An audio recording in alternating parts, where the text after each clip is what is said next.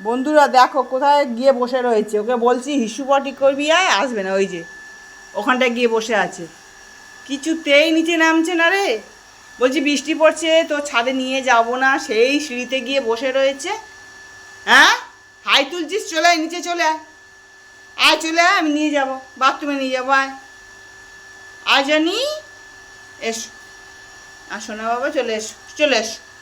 ছাদে বৃষ্টি পড়ছে, ছাদে খুব বৃষ্টি, বাবা ভিজে যাবে, খুব বৃষ্টি হচ্ছে, ছাদে গেলেই ভিজে যাবে, চলে এসো।